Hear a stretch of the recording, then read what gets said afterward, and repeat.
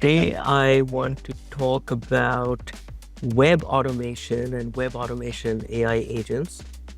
I'm really looking forward to this conversation because Tamer and Deepak, you were both the main creators of Agent E, which was Emergence's state-of-the-art web automation agent.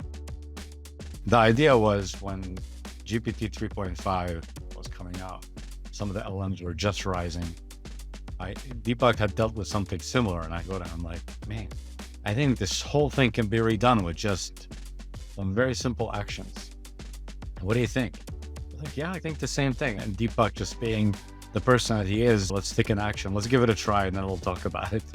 And he kind of did an early version, and then we thought maybe there's something here. The idea of, hey, from this huge DOM, we don't need everything. Not all of them are equally important. Some of them could be important given some certain tasks, but then given a task, hey, how can we compress the DOM to the most relevant? And the first version of the web agent was very simple. Given a task, the job for the LLM was tell me what's the next step I should do. And we created a bunch of very simple skills like click on this element, enter text on this element, double click, and all those very simple things. And we just saw magic happen right in front of us. It was fantastic.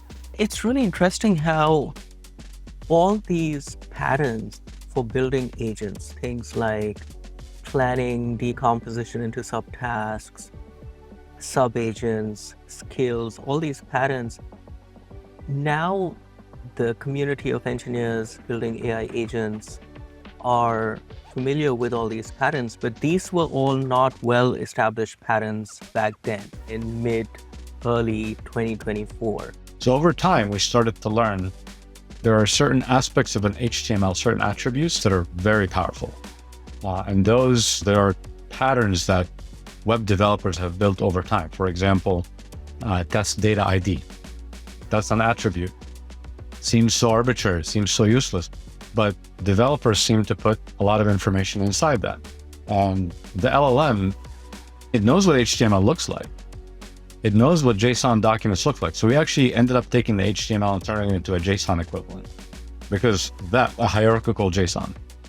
I think benchmarking any agentic systems is challenging. And especially with web automation, it's even more challenging because the web itself is very dynamic and very diverse in terms of all the widgets and all the capabilities. How do you think the web agent fits into enterprise? So we see that as the component that every business workflow that we've had to work with. There is always the element and we get this from the web. And that's where the web automation agent and the Emergence multi-agent systems, that's the job that it fills in. It fills in that gap. How do you think some of the lessons learned during the building of Agent E have carried over or not to this larger multi-agent system that we're building? The planner certainly was a big thing.